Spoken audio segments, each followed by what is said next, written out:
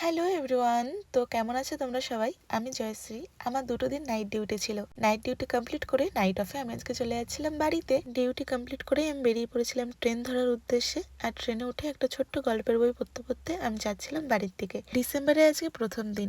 ভালোই টুকটাকি ঠান্ডা মতো পড়েই গেছে। আর আমার বাড়ির ওদিকে তো বেশ ঠান্ডা পড়েছে। সারা রাতি প্রায় না ঘুমানো, তাই জানলার ওই হাওয়াটা যখন মুখে লাগছিল খুব ঘুম পাচ্ছিল। যাই হোক, তারপর ট্রেন থেকে নেমে আমি চলে গেছিলাম বাবার কাছে। ওখানে আমাদের একটা নতুন ঘর তৈরি হচ্ছে, আর সেটারই কাজ দেখতে গেছিলাম যে কতদূর কি হয়েছে। এই যে যে কাজটা দেখছো, এটা আমার রুমের। কবে যে তৈরি হবে খুব এক্সাইটেড আছি আমি। তারপর বাবার সাথে বেরিয়ে গেছিলাম বাড়ি যাওয়ার উদ্দেশ্যে। আর বাড়ি গিয়ে খেয়ে দিয়ে টানা ঘুম দিয়েছি। বিকেলে গেছিলাম একটু চা খেতে, ভাইয়ের সাথে বেরিয়েছিলাম, দিয়ে একটু টুকটাক ঘুরে ফিরে চা খেতে গেছিলাম। তারপরে চলে এসেছিলাম মায়ের সাথে একটা মোবাইল কিনতে। মায়ের নাকি অফিস থেকে বলেছে নতুন একটা ফোন লাগবে, সেটার জন্য টাকাও দিয়েছে। মোবাইল কিনে মাকে বাড়ি পাঠিয়ে আমি আর ভাই চলে এসেছিলাম মোমোর দোকানে। আর এই দোকানে মোমোটা আমার খুব ফেভারিট, তো আমার খুব মাঝে মাঝে ক্রেভিংস হয় বাড়ি আসলে যে মোমো খেতে যাব।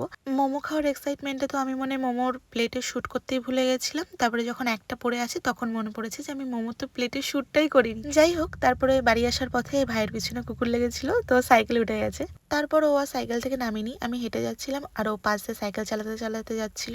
আর ওর সাইকেলটা দেখে এটা এত চালাতে ইচ্ছে করছিল, তো আমিও বাড়ি এসে বেরিয়ে গেছিলাম। একটা টাইমে প্রচুর সাইকেল চালিয়েছি, এখন তো সাইকেল চালানোই হয় না। তারপর বাড়ি এসে বাবার জামাটা পরেছিলাম, আর আজকে এইভাবেই আমার দিনটা শেষ করলাম, খাওয়া দাওয়া করে ঘুম। তো টাটা।